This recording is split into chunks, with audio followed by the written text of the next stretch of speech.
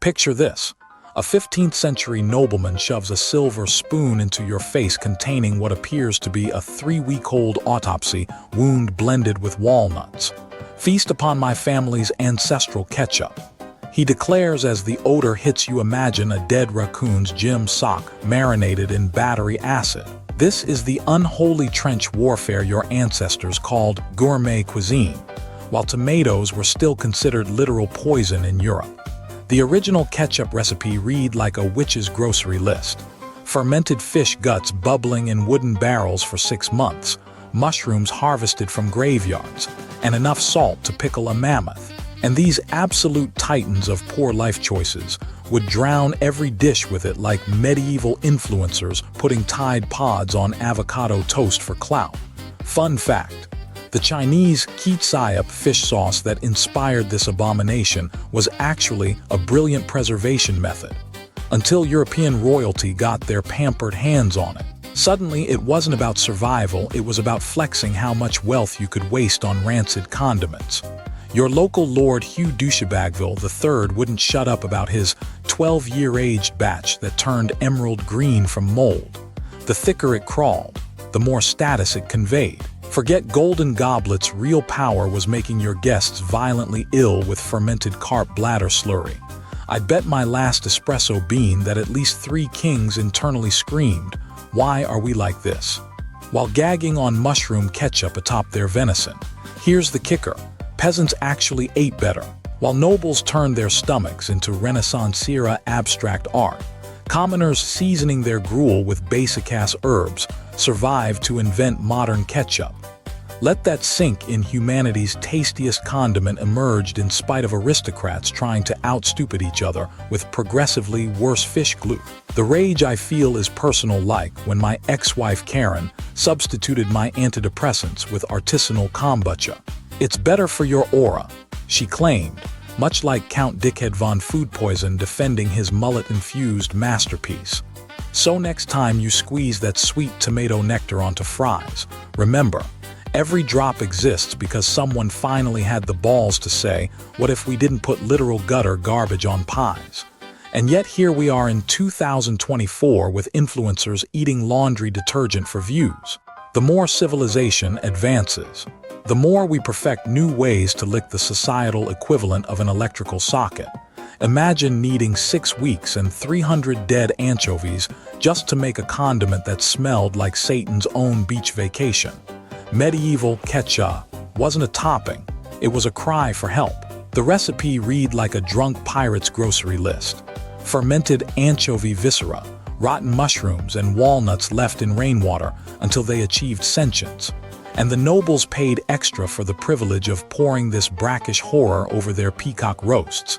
It's the culinary equivalent of lighting your inheritance on fire to impress Twitter trolls. Peasants took one whiff of this bougie swill and asked the real questions. Why does Earl Diphthong's dinner plate smell like a dockside dumpster fire? But the aristocracy doubled down like crypto bros defending NFT apes. They'd ferment this sludge in chamber pots for optimal flavor complexity, which is historian code for zero OSHA compliance. Your local baron wasn't truly powerful until his cellar contained a cask of ketchup so toxic it could strip varnish. Here's the cognitive dissonance ice pick to the forehead. While peasants seasoned their turnips with humble, edible herbs like basil and thyme, nobles treated umami like a math equation only solvable with dead marine life. They'd hold tasting tournaments where judges ranked batches by how many mouthfuls you could keep down before your soul tried to evacuate. Winning recipes were described as robust and complex. Medieval Yelp reviews for food that tasted like a wet dog's revenge. The peasants retaliated with performance art. They'd sing tavern ditties about lords gobbling fish phlegm like it was ambrosia. My ex-wife Karen, may her sous vide eggs forever explode, once tried to revive tradition by brewing this abomination in our bathtub. The landlord evicted us, citing biohazard violations and unholy screeching. Nobles, though, they'd host feasts where this liquid regret was drizzled like gold over swan carcasses, a food trend so deranged even their dogs staged hunger strikes.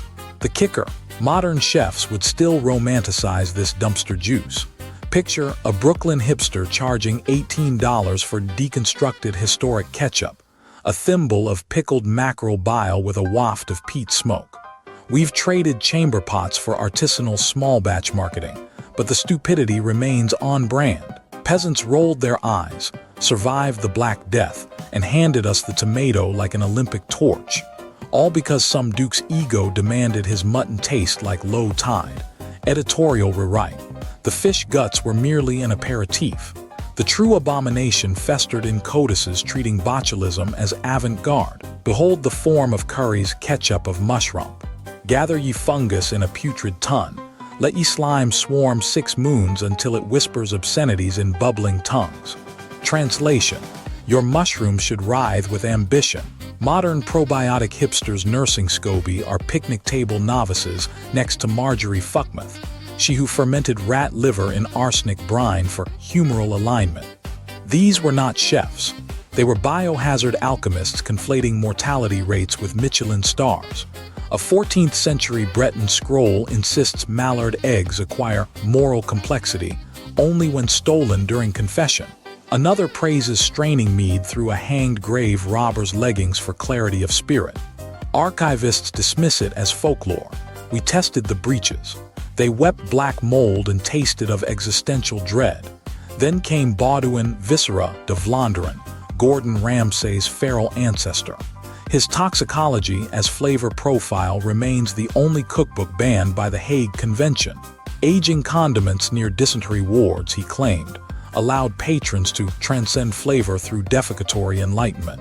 His magnum opus blended stag semen, powdered mercury, and bat guano marketed as dragon's penitence. Patrons hallucinated archangels shitting live eels. Side effects included teeth leaving one's gums as a fait accompli. My ex-wife Karen attempted his Hellbroth No. Roman 9 for her food blog. By hour 12, hazmat teams declared our condo a Superfund site. Her piece de resistance, distilling historical accuracy in a dialysis machine stolen from a nephrology ward dumpster. It dissolved a Pomeranian and won her a biohazard citation. The HOA now uses our foundation as a memento mori exhibit against experimental lifestyles. Modern fermentation fetishists remain laughably tame. Portland's Rot and Revelry serves yeast ecosystems in test tubes for $200, inhaled beneath a probiotic fog. Their menu boasts ethical maggot inclusion as textural intrigue. One bearded onophile tweeted, "You can taste the Black Death," before projectile vomiting into his artisanal satchel of postgustatory penance. Let us be clear, history's dumbest culinary crimes occurred off-page. Pope Pius Roman II papal chef deemed lead-choked gravy God's metallic kiss. The resulting simultaneous gastrointestinal hymn from the College of Cardinals permanently stained the Sistine Chapel floor. Vatican restorers still report spectral groans from pipes choked with 600-year-old bishop's remorse. They call it psychosomatic scatological trauma. We call it dinner. Dr. Sardonicus edits applied, eliminated repetitive openers, replaced formulaic structures with visceral, choppy syntax darkened humor, upgraded liquefied shoe leather to teeth leaving one's gums as a fait accompli cliché purges, excised rank amateurs, meth cooks, etc., in favor of biohazard alchemists, probiotic hipsters, grim specificity, blessed by moonlight, stolen during confession, ambience of mold spores, uncontrolled aspergillus bloom, pseudo-intellectual venom, added mock academic jargon. 14th century monasteries weren't sanctuaries, they were DEA blacklisted biochemical warfare labs. While peasants nibbled radishes in the dark, Cistercian brothers distilled ergot-infused barley runoff into ketchup's special sauce. Their recipe scrolls read like Walter White's burnout cousin's suicide note. Take 4 pints of fermented smelt entrails, 2 handfuls of Amanita muscaria caps harvested from pagan burial mounds, and bless the mixture with 5 psalms backward while avoiding eye contact with God. Historical footnote: when monks labeled this slurry liquamen sacrum, They weren't referencing holiness, they meant sacred bowel movement, nimbly bypassing the "thou shalt not poison" commandment through theological loopholes. Benedictine entrepreneurs sold their heaven sauce as spiritual enhancement catalysts. For 12 gold florins per thimbleful, nobles received communion, disguised in stew, a tureen of theologically approved date-rape drugs that made Last Suppers look like open mic nights.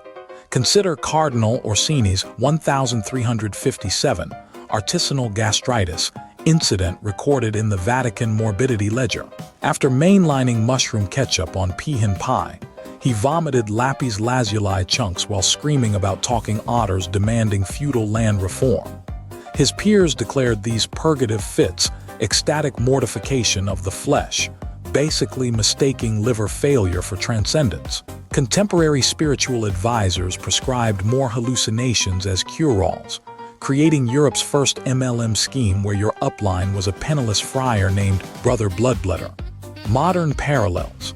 Imagine if Goop sold ayahuasca enemas advertised as chakra flushes, but delivered via Stouffer's frozen lasagna.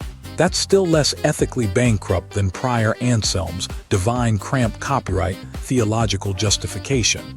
If God didn't want man to eat poisonous condiments, why'd he invent hypocrisy and fragile noblemen? The profit margins justified all sins while kings hallucinated cyanotic spiders knitting their intestines. Monks bought beachfront property in Marseille. Their real miracle, convincing nobility that projectile vomiting chartreuse bile constituted releasing internal demons rather than needing health care. The grand finale arrived during the 1378 Avignon Schism, when rival popes weaponized ketchup. Clement Roman VII smuggled belladonna-laced batches into urban VI's kitchens, turning a papal debate into identical twin cardinals dry-heaving in unison, while swearing fleas sang Gregorian chants. The Council of Constance later banned condimental transcendence, only after 300 nobles accidentally rage-quit life via their salad forks. Church investigators finally raided monasteries only to discover scribbled marginalia.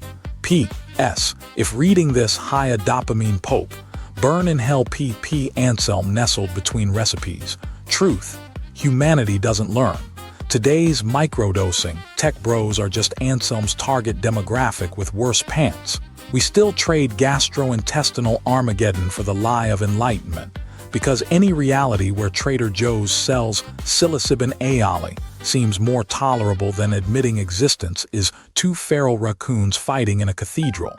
The only difference: medieval monks never pretended their poison wasn't poison, they just charged extra for the placebo of damnation. End scene. No. The real punchlines in the Vatican Science Archives, where Liquamen Sacrum remains classified alongside particle physics documents. Verified papal tweet from 2004. Do not try recipe 5B12 even if curious. JP2 interoffice memo. They're not protecting our souls, they're hoarding the fun. So here we are, 6 centuries after monks gargled mercury ketchup for spirituality. And what's Silicon Valley's answer? Subscription-based fermented herring brain paste marketed as Renaissance Revival Elixir for 12 payments of $39.99. You're not buying food, you're funding a CEO's 4th divorce after he found himself at Burning Man. The ingredient list reads like a medieval plague doctor's shopping list.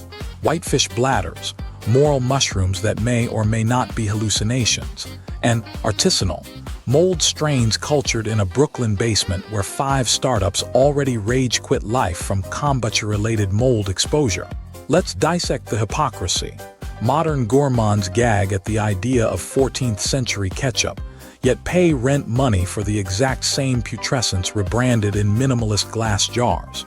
At least Pope Clement's Belladonna brew had the decency to be honest about its intentions. Murder. Your small batch umami nectar just gives you botulism with influencer testimonials. The real innovation. Medieval peasants didn't Instagram their diarrhea. Witness the peak of this idiocy. Michelin-starred chefs, now age-respecting Nebuchadnezzar's soldiers, would give up after discovering fusion taps. Yes, aquafaba cheesecake, celebrating forgotten flavors while tweeting about sustainability. A hilarious coming from people who airlift endangered Icelandic moss for a foam garnish. The Venetian Doge's entire fleet burned less carbon importing Egyptian spices than one Santa Monica pop-up does serving. And I quote, "Deconstructed Viking fermented shark presented on reclaimed driftwood." You idiots realize Eric the Red would have traded you to Siberian slavers for a single Cliff Bar, right? And don't get me started on wellness, culture. Monks slurping lead-laced cod mash for God's favor were marginally less delusional than Goop subscribers rubbing mushroom ketchup on their chakras. My ex-wife Karen once spent $200 on a cleansing fish liver pate that promised to align her aura. It aligned something all right. 3 bathroom fixtures and her relationship with the plumber who witnessed things no mortal should. The only toxins purged were her dignity and my alimony payments. The Vatican's still laughing. They've got recipe 5B12 under lock and key, because even they grasp modern humans would deep fry it into a TikTok challenge. Last month, a leaked Enoka circular mentioned millennial interest in sacramental poisoning, spiking. Turns out sourdough's over. Now it's all about home-brewed ergot rye sauce. Just pray your $400 grave wax. Tuna subscription arrives before the FBI raids the monastery archives.